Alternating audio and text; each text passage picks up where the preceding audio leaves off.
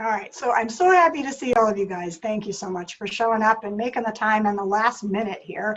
So what happened, I'm Sherry Goodwin, and what ended up happening was yesterday I was feeling really weird. I wasn't feeling good, and I'm pretty good about managing my own emotions. I've been working on this stuff every day for years and years and years, and managing my energy and all that.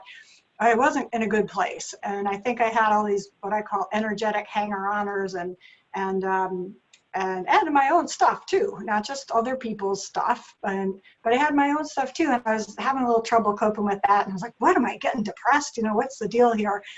So I took a walk, because that's what I do. I walk in nature whenever I'm feeling a little off. And I started taking a walk, and it was raining, and the horses were all hunkered down. Some of you guys saw this little tiny story on Facebook, but I think it's a precursor to this conversation. So maybe if you guys are not on mute, if you can put yourself on mute, that would be good. Just helps us keep the line kind of clear. So what happened was, as I was walking along, the horses were all in their little hunkered down rein position, and I'm walking along the fence line, and then Noble saw me, and he started walking along the fence line with me on his side. And I just kind of said, oh, hey, buddy. And I didn't go over to him or anything. I was kind of in my walk mode, and walking along, and you know, I was kind of like pondering the weight of the world and stuff. And I turned the corner at the edge of his fence. I turned the corner and walked down the path, and I'm walking along, and then I just felt this like intense something behind my back. I could feel him. So I stopped, because I know better than to keep going when I feel like that. So I turned around, and there he was, whoop, with his little eyes, and he gets very intense. And if you guys have seen Noble, you know how he is. Woo! And he's like, hey, you know, you need to come back. So I went back over there, and you know, I was kind of in a fairly somber state, and I wasn't super emotional. I wasn't crying or anything. I just was in this like weird place.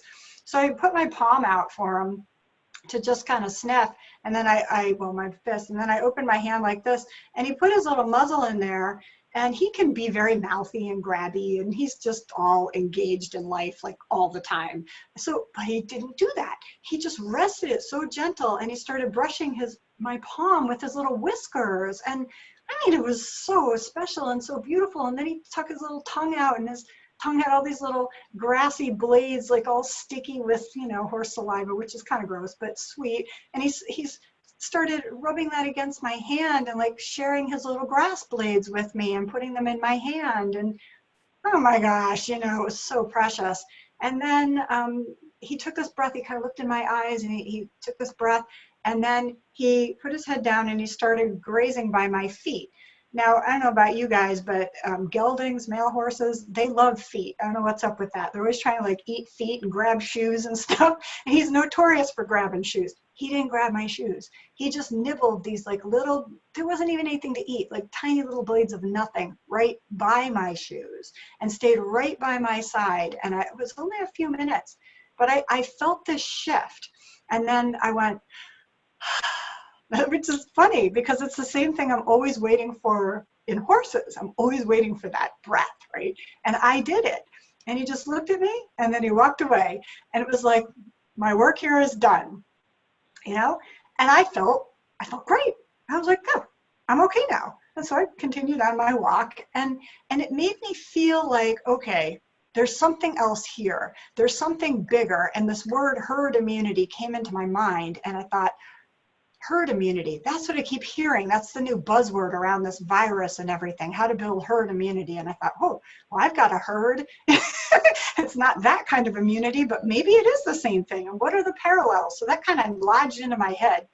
And then by late at night, it was like, you need to talk with the people about this, and we need to talk about herd immunity, and we need to talk about not the immunology piece of this, not the medical piece of this. We need to look at it in the broader context around the mental, emotional, physical, and spiritual aspects of this, so that we can build our own herd immunity as individuals and then as a collective. And what does that look like? And I was like, oh, okay, it looks like maybe I'm not taking Friday afternoon off. So I thought, all right, I'm just going to let sleep on that. Normally I just impulse send out a Zoom invite and like, hello, everybody. But no, relax. it'll probably go away. Wake up in the morning, this morning, and I'm like, no, it's still there. So that's why I sent out the Zoom invite for this today. There's something going on here. It may have just been for us to all get together and connect in this special way. It's probably just totally self-serving for me. So thank you for showing up, because I already feel even better. But regardless, I have learned that I have to trust that calling, because it's coming from a place outside of me. And so that's what I did. So then I was like, oh, I don't really even know anything about herd immunity. I better find out. So, or at least have a couple of things to kick us off. So this is what a couple of things I wanted to share with you, and then we'll open for the broader discussion around this concept of mental, emotional, physical, and spiritual herd immunity, and anything else really that's on your mind. We don't need to just stay in that space, but so let's just jump in. So I thought I'd share with you guys, let's see, where am I here? Well, really the biggest thing here is that you are all very powerful leaders. I mean, you know that, and you have really important work to do, and you're doing it. You may not even see yourself as a powerful leader right now, but you are. And the energy that you're spreading is contagious, and it's awesome, and it's powerful. And what I'm hoping is that by the end of this call, we'll all have some additional maybe insights, tools, or something to be able to support each other going forward on the journey. So, all right, so the first thing is I had to find out what immunity really meant. To me, it only meant like protection, and watching Survivor and stuff. It's like, oh, he has the immunity aisle, you know, you're protected from whatever the bad thing is. But really the dictionary definition, which I did look up because I was a scientist for 20 years, is the ability of an organism to resist a particular infection or toxin by the action of specific antibodies or sensitized white blood cells. So that is the medical or classic definition of immunity. I would just go with protection, I think is probably, I like to distill things down to their simplest parts. So we'll talk about that in a minute. So that's immunity, but then what's herd immunity? So this is from healthline.com from April 2nd of this year. It says herd immunity is community or group protection that happens when a critical number of the population is immune to a certain disease. Herd immunity happens when so many people in a community become immune to an infectious disease that it stops the disease from spreading. So what I'm most curious about is if we swap a couple words in there, you know, immune to a certain disease, immune to a certain whatever, you know, toxin in the environment. It doesn't have to be an infectious disease. We're dealing with an infectious disease right now, but we don't even need to see it as that. So herd immunity, according to healthline.com, can happen in two ways. Many people contract the disease and in time build up an immune response to it, which is natural immunity, or you get vaccinated. So we're going to look at this a little bit more deeply because I like to do analysis, so bear with me. The American Heart Association, I looked at their site. This is from March 25th of this year. And it says the process of becoming immune includes the production of antibodies specific to the virus for future protection. This production of antibodies typically happens when a person develops the symptoms of the viral disease, but also, here's this key bold that I bolded, also may occur without symptoms. Irrespective of the symptoms or no symptoms, after significant exposure and time to develop antibodies, a person becomes immune to that specific virus. And what I would argue is that we are in a space right now where we've had significant exposure via the news to a variety of toxins and infectious disease. And we are now we now have an opportunity to either succumb to that or to see it as building immunity. You guys follow? All right. This is my interpretation. This is not a medical thing. This is Sherry's interpretation. So I want to hear your thoughts on this. So let me just finish this thought. So really, it can occur. So two things really important. It can occur with or without symptoms. So you don't have to get it. necessarily, right? I mean, you kind of have been exposed to it, and I would argue that we've all been exposed to it in a variety of ways without even making physical contact. And after significant exposure, which I would argue we all have had through these different mechanisms, and time, which we've had, to develop antibodies, so we already have our self-protection already starting to work, should we choose to believe that and focus on that and support that, and you become immune.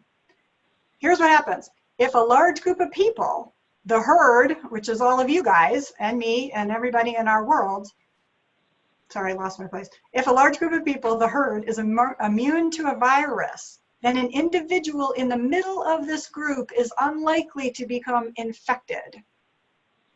So we can protect others. Yeah? All right. The virus has a very hard time getting through the herd. So we need the power of the collective here to make sure that we don't let virus in.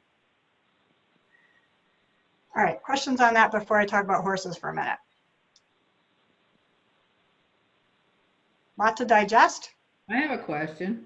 Yeah. Okay, so when you talk about this in terms of, you know, the virus that we're all experiencing in different ways with the media, or, you know, what we read, or, you know, what we've witnessed or spoken to others, do you think it's possible to kind of spiritually or somehow in another way create an immunity to this just through, you know, other means other than physical?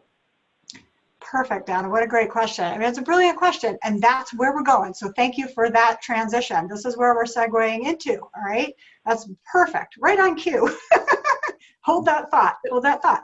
So this is what I also want to share with you. So I'm going to jump over here. I wrote a couple of little notes here. First law of thermodynamics. We're going to talk about energy now. All right? Yeah, Eileen's nodding. So we have some incredibly smart people on this line, as always, brilliant folks. First law of thermodynamics says that energy can neither be created nor destroyed. Energy can only be transferred or changed from one form to another. And what is that? That is transformation.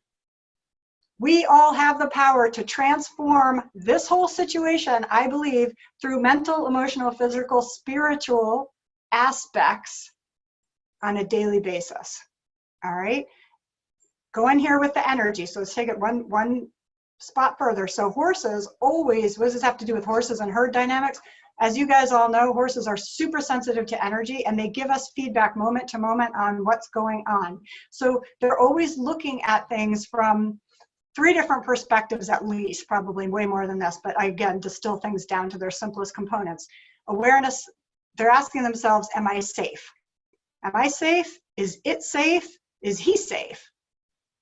You know, or is it a threat? Is the environment a threat? Is that other a threat? Or is it a non-issue, meaning invisible, right? These are the basic questions that we need to be thinking about all the time in our minds. And most of all, as leaders, be a safe place for ourselves first. And by extension, we are creating safety for our herd, and however that's comprised. All right. So the big thing about this is paying attention to where you are investing energy. So let's think about this. If energy is neither created nor destroyed, just transformed, there's this cycling of energy. If it's locked up in fear, you have a massive amount of, there's a high cost to that, right? There's a high cost on our own immune system, because when our immune system is stuck in fear and we're in fight or flight for an extended period of time, there's a huge cost on the immunity side. And we can, through resilience measures, build our own immunity every single moment, every single day through these mental, emotional, physical, and spiritual practices. And one of the things that the horses show us all the time is that they don't spend, most of the time, if they're balanced, mostly balanced, they don't spend an unnecessary amount of energy on anything. They go back to grazing, as some of my colleagues in the space talk about. You know, they alert, they run, and then they go back to grazing.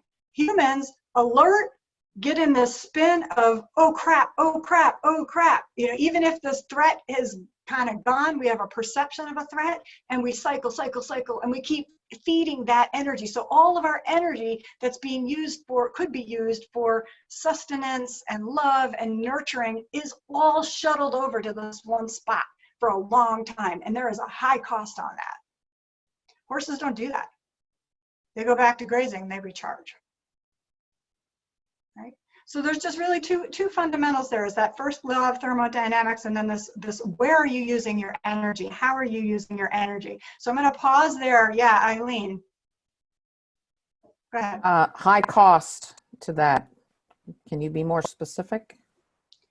Yeah, so just think about when you're putting a huge amount of energy into something, then what's not happening in other places. I mean, just simple thing like that. And that's just like, okay, I decide to go to the grocery store versus going to the whatever. Okay, so there's always a trade-off. There's always a cost. But if we're in this perpetual place of, here's where the physical comes in. So mental, emotional, physical, and spiritual are the MEPs. And mental is your thoughts. You know, what are the thoughts that are going through your head?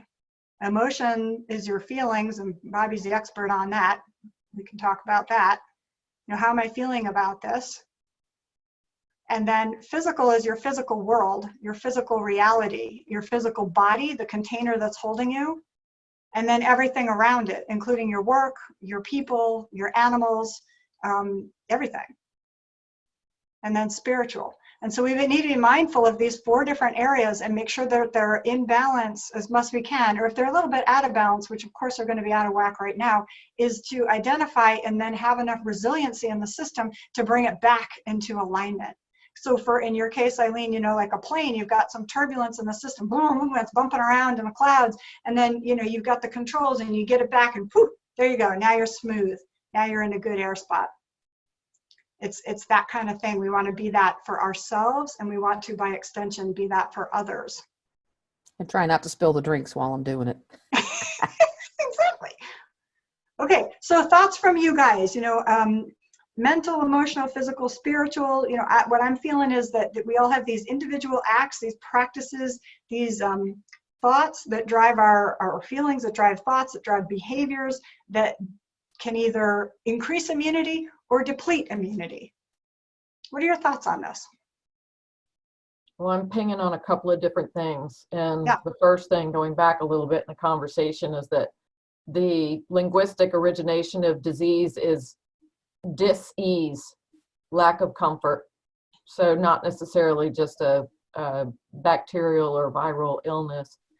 But then fast forwarding to your more recent comments is talking about the fight or flight mode, much like thoroughbreds coming off the track, when we have to give them some downtime for them to really engage all parts of their brain.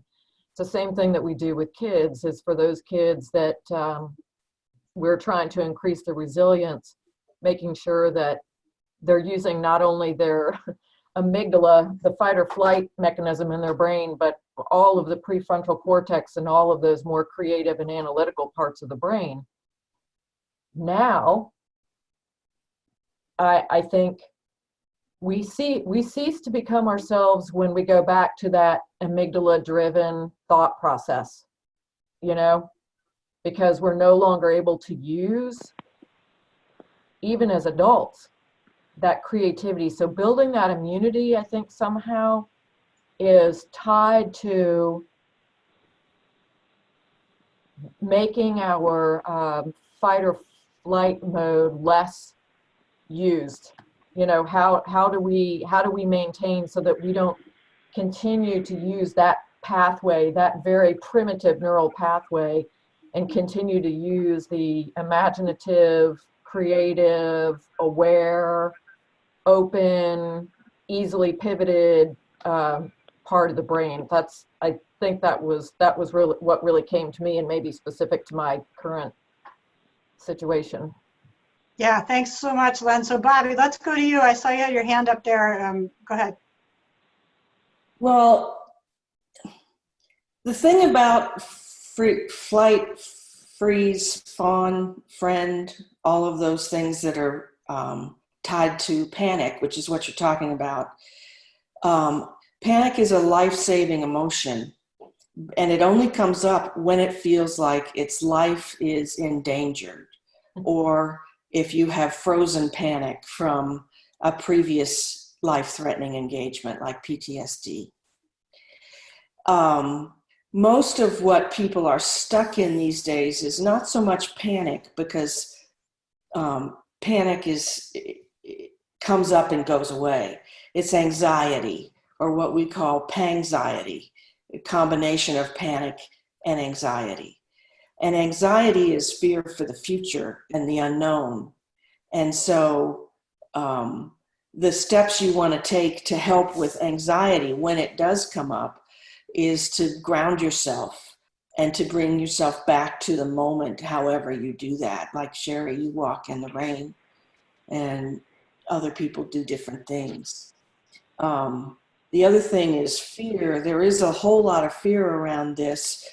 That's fear's job, actually, is to orient you to the unknown and to possible areas of danger.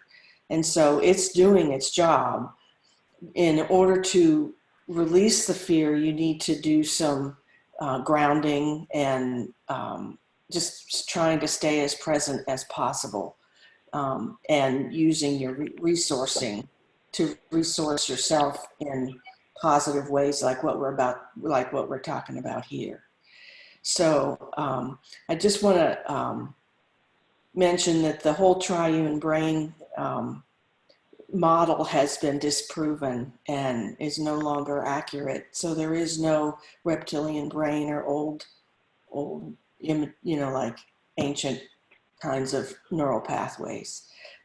Emotions are made differently than what we thought. Thank you, Bobby. Awesome. I so appreciate your share. And do we Sherry? have comment? Yes, go ahead.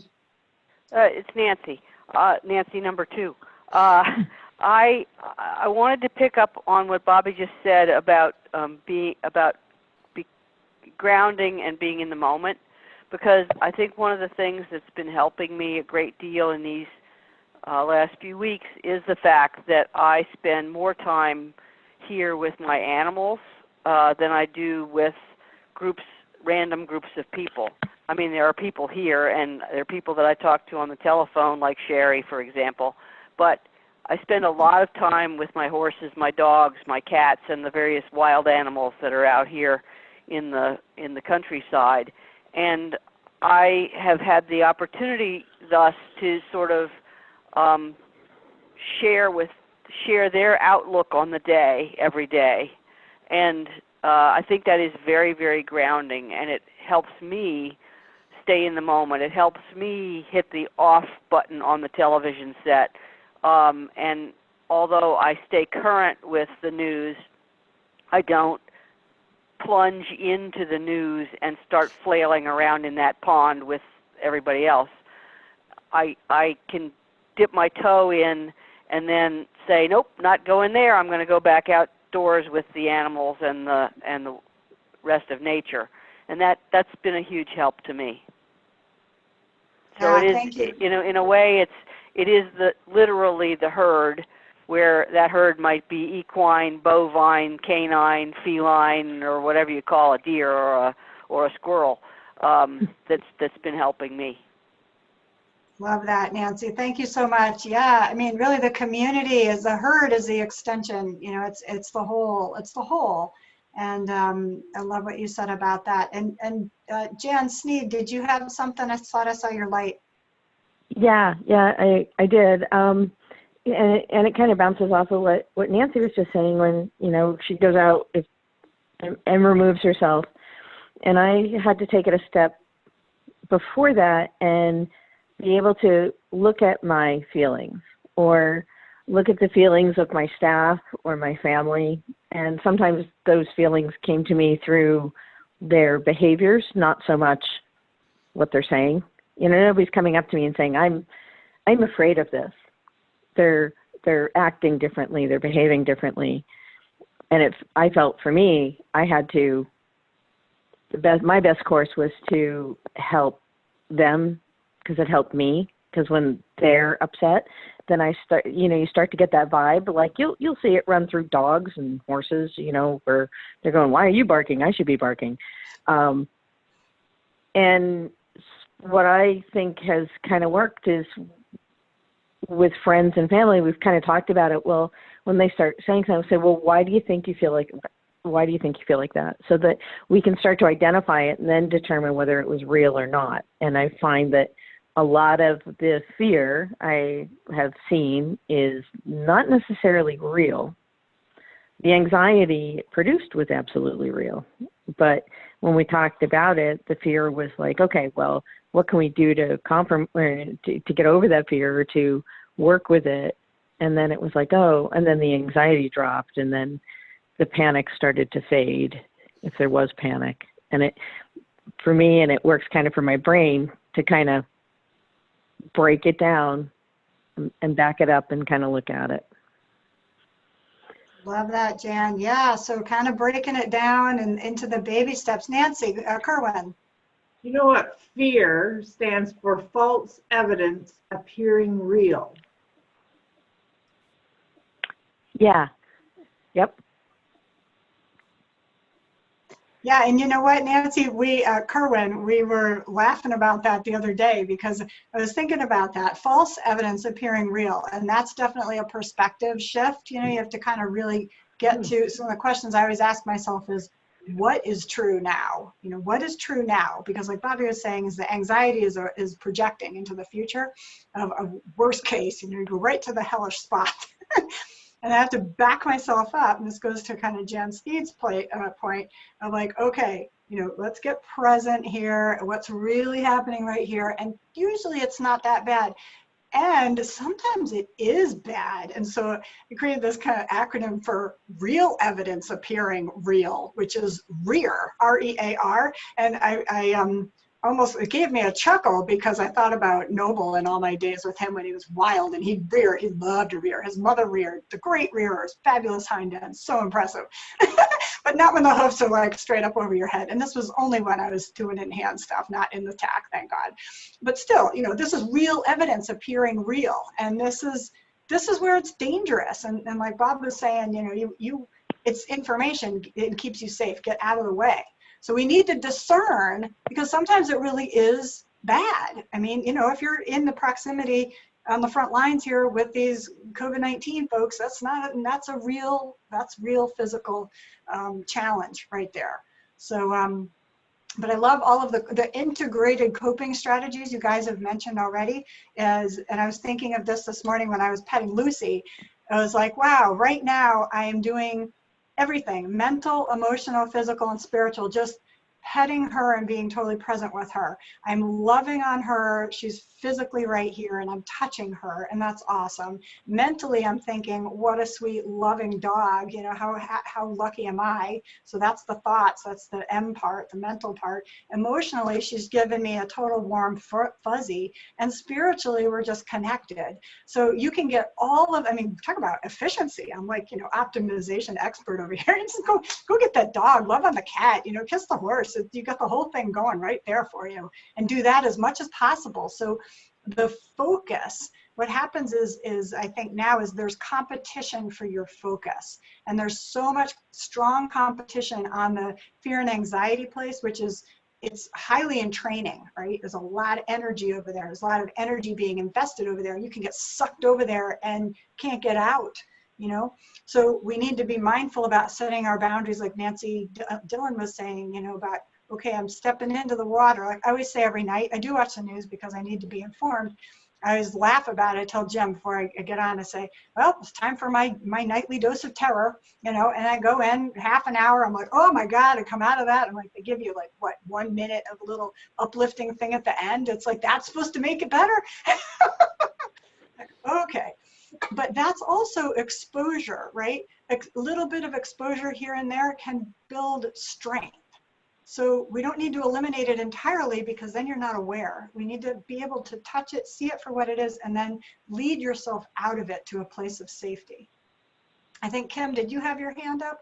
Someone was. Well, yeah, I guess I do have a thought. We all have thoughts. I think it kind of ties back to the energy principle, the thermodynamics, and And I think I've always, other versions of that in my head are sort of the opposite of dark is light. And there's only, I would say there's only 24 hours in a day. There's like a container of your time, energy, emotions. And the only way to stop the dark is to bring the light.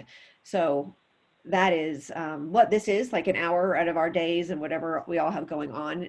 It's what I've been finding myself, like it ties to that hurt is my trying to figure out our purpose. What am I supposed to be doing during this time that'll make me feel better, but also help me with this herd immunity, is to use as many minutes that I can make positive for someone else. So I've been gathering, like I have this presentation I've been doing, and I'm doing it for myself. I realize I feel better talking about these horses and the work that is happening through my organization. It makes me feel better, but I also am like kind of weird, like Pac-Man, I'm taking up hours of other people's lives that are on a topic that is 100% not the world out there. It's real, it's happening, it's not imaginary, but it is taking up an hour of everybody's mind, everybody thinking very positively.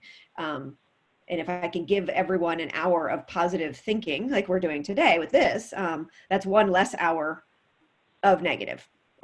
Especially if they then go forth and tell someone else about it, so that it's like trying to seed, hit as many people as possible with the opposite of dark is light and with positive thoughts. And of course, the more I do it, the more hours of my day I am also thinking positively because I'm delivering it. So I think, I do think that really ties to this collective, that we are, the best thing we can give each other is an antidote to the virus. And I think, starting at your very beginning, last thing I'll say is the very beginning, we were talking about it. And of course we all think COVID, but I think that we should all think about what is the it. My life is at this point, knock on wood, very secure from the virus. I'm very far from the front line, but I'm much closer to the it being fear, negativity, and all these other things. I mean, I do have a whole list of things I'm afraid of that come from this, and how we treat each other, and how my little tourist town is going to look at those people who come from out of town. We can all get there really fast, but if I can just keep going, snap the rubber band on the wrist and go, but now let's just talk about how horses are changing lives, and this is happening, and it's sort of all tied to what is the it, I guess, that we're trying to combat. Such a great point, Kim. And I love that. And one of the notes I made for myself was to share powerful, positive contagions, right? So that's one way to combat. So what we're doing, I shouldn't even use the word combat. That's the wrong word. The word is neutralize, right? So I don't think there's a war on anything. I don't like that word. I think that's too much. I think there's a neutralization and an opportunity to move into a fresh new place. Yeah, we're going through some interesting times now in order to get to this fresh new place, but that's where we're all going. We're going to this, we're already there, actually. I mean, there's that where we're landing, but we can have that right now. You just have to make that shift, lead your brain and lead your entire being. So when we talk about positive contagion, it's beyond thinking positive thoughts, because that doesn't necessarily go into your entire being. It's about being the positive thought, being that light, feeling it with every sense, so it feels true to you. And then because you're lighting it up for everybody around you, and it becomes this glow, and it's powerful and it's beautiful. And you guys are all doing that for me right now. So when we're doing it for each other, is igniting this heart space and allowing that to grow outward. And that's really special. So I love what you're saying. And I think, Jan, who else has a comment? You guys are all buzzing up. Yeah, Donna, go ahead. Okay. Well, going through all this, and also being in the profession that I'm in, there's something that plays in my head all the time, and it's planning is essential, but plans are useless. So if you look at that from the action verb planning, things are always changing. So it's always good to have planning in mind and be prepared. But when you have plans to do something, you're not doing it. You have to do it. And also just, when you think about, a lot of what I've had to do is really stay on top of the news, really stay on top of the things they're doing to help my clients get through this financially, with different changes in their laws, and the Paycheck Protection Plan, and deferring this and delaying that.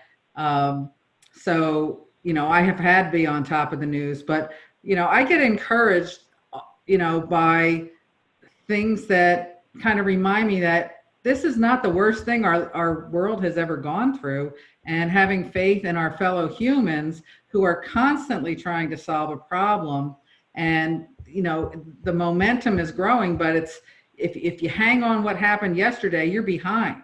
So you've got to really kind of stay in the present and not look too far into the future, because, what they're talking about may never happen too. So, that kind of grounds me in where we are right now. And plus, having the ability, I have 4 dogs and, a husband here, and, they take, being more, being an important person to somebody else, be it a human or a dog or whatever, kind of also puts things in perspective for you, saying, I'm not the center of the universe. I got to be somebody else's, rock or somebody to lean on. So without, taking away from what I need, because I get what I need out of what I'm giving to other people. So beautifully stated. Yeah, I mean, there's a lot going on, and when you think about it, so I always have to remind myself and sometimes others, there's the spiritual component as well, and my feeling on that is not necessarily a religious thing. It's a connectivity, and it's a faith and belief in something greater, something bigger than me. I'm in this specific role for a certain purpose, and I trust that, obviously, because otherwise we wouldn't be having this call. Whatever that looks like and however it shows up. And there's bigger things at work here, and connecting with that source energy, connecting with the, whatever that is for you, something outside of self, and knowing that's present, that for me is huge. And I feel that on a regular basis. People can get that through, meditation.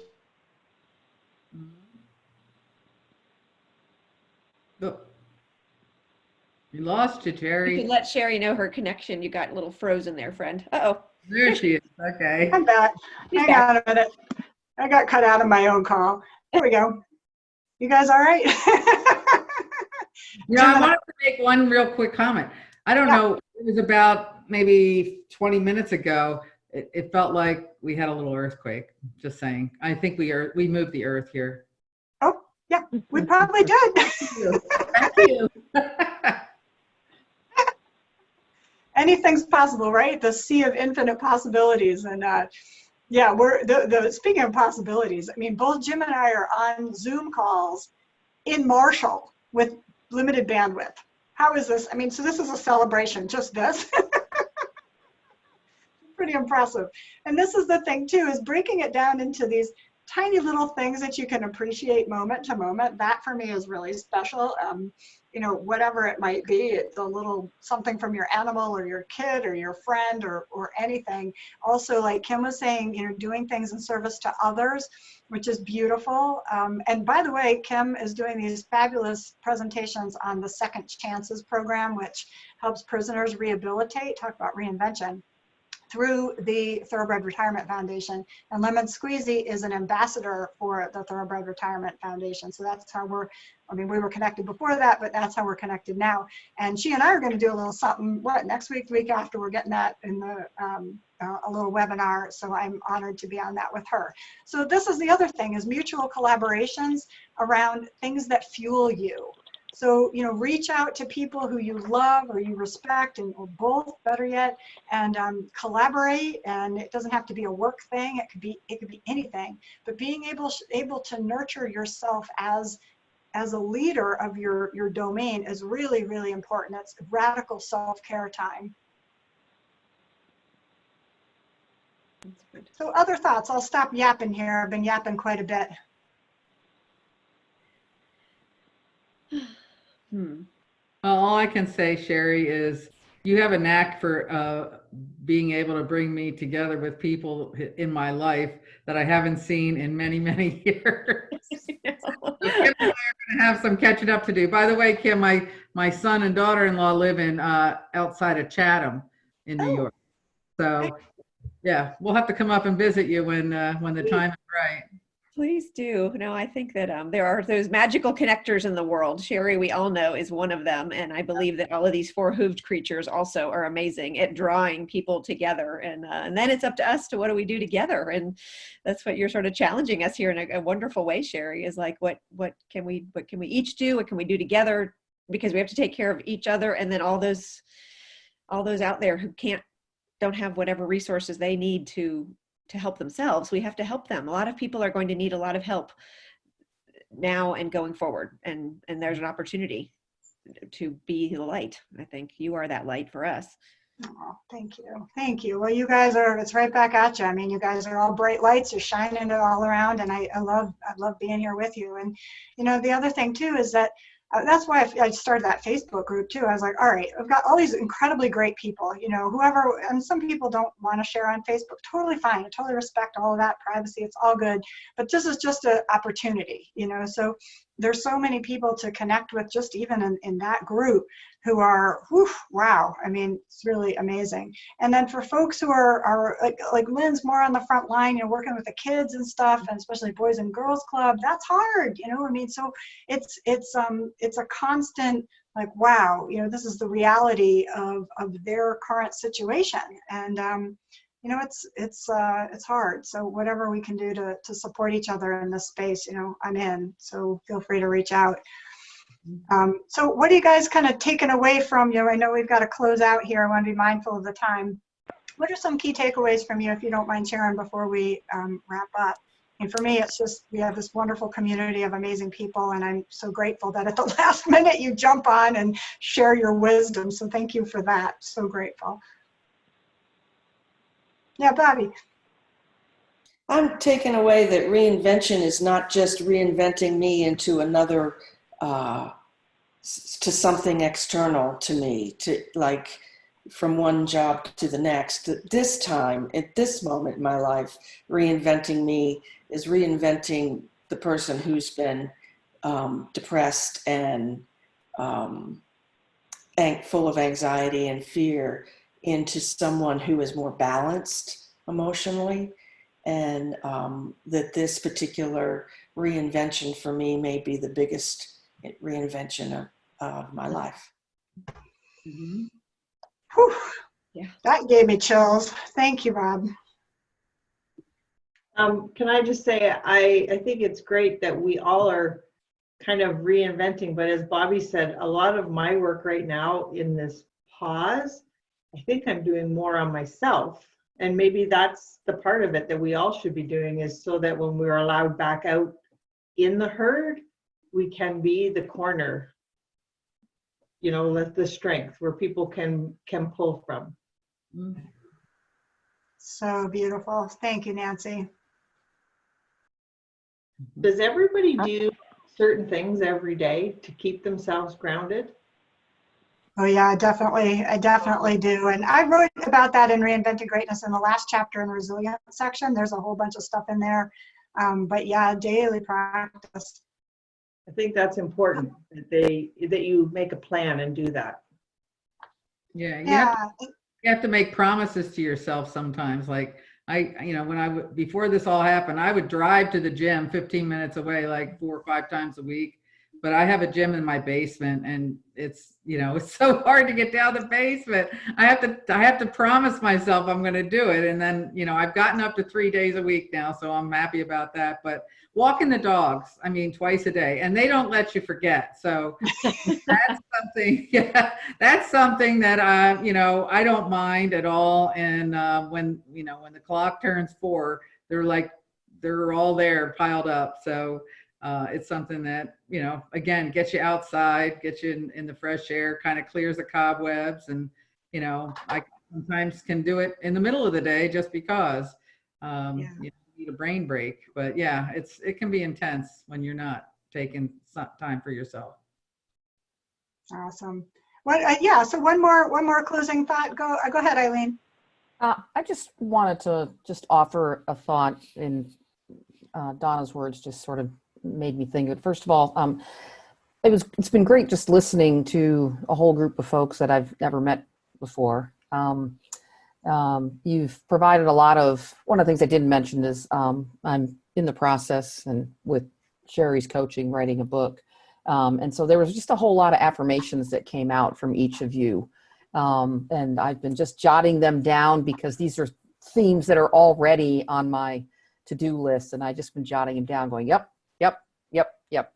But Donna, you just said something about, and there's been this conversation about, you know, what are we doing every day? And this, we get, to me anyways, there's a lot of messaging out there about all the things we should be doing because we have all this time and no excuses to not be losing weight and doing yoga and in our basement working out and walking around the neighborhood 18 times a day. And it just goes on and on and on, right? We're just deluged with, even if you're not on social media, it just seems to ooze out of the woodwork at you. I don't know, at least for me, it does. One of the things that I learned going through my cancer story, and it's not a journey. So if anybody else is a cancer survivor, hopefully you can relate. I don't call that a cancer journey. It was a shitstorm. But the one thing that I, above probably all else, is what I call Eileen's rule of one, which is even on the darkest, heaviest, when you're not even in fight or flight mode, and I was on what I called DNR days, do not resuscitate days, I just had the rule of one, which was just do one thing.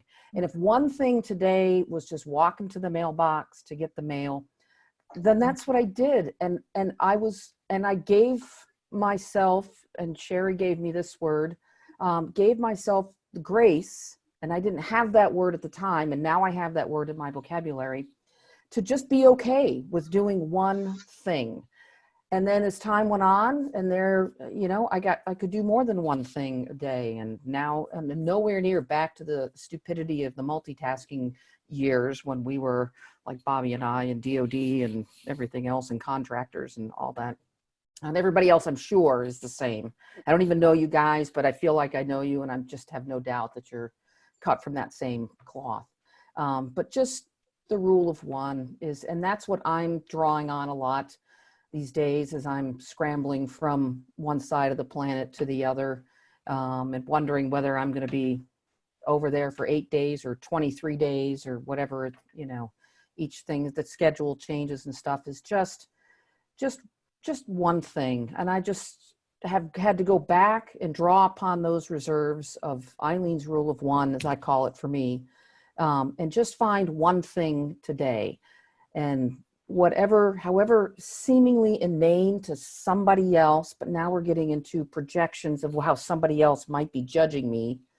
And that's just gone. It's just whatever my one thing is that I can do for today, and I can be good and say, I did my one thing. And if it was just walk into the mailbox, or it's something more grander than that, it's cooking meals so I have meals for the next 3 days, whatever it is, just that's been my kind of rope that I hang on to. And as we're riding this incredible roller coaster, and I have another new term, MEPS, the MEPS roller coaster, because all 4 of those dimensions, plus more, you could probably add on more letters to that acronym. I don't know about you, but I'm like, yeah, there's a few more on it. I'll have to figure out how to work those in. And being a child of DOD, of course, we're great at coming up with acronyms. So we'll work on that one for you, Sherry. I just want to share those thoughts. First of all, to thank you. And second of all, just in that context, Donna and Bobby and everything, I thought I'd just share my one of my big life takeaways that is an immutable rule and theme for me now, which is the rule of one. Just one thing, and I'm good. And just one more thing I want to add, because I thought I made it up and I thought it was funny. It was, in today's world, you don't know whether you should be watching your weight or fixing your last meal. So I tell you one thing, if I'm fixing my last meal, it ain't going to be on Weight Watchers. God, you guys are great. I think we need to end on that. I feel like I could talk with you guys all day long. You're just so amazing. And feel free to continue this conversation on Facebook or call each other or connect somehow, because you know, there's like incredible brain trust here and so much knowledge and so much love. And love you guys. And thank you so much for being here. And I hope you guys have a great weekend, and I can't wait till we talk again. All righty. Here. Thanks Take so much. care, All right. Okay. Thanks. Bye. Sherry. Bye-bye. I'll follow up. Thanks so much. Bye. Bye, everybody.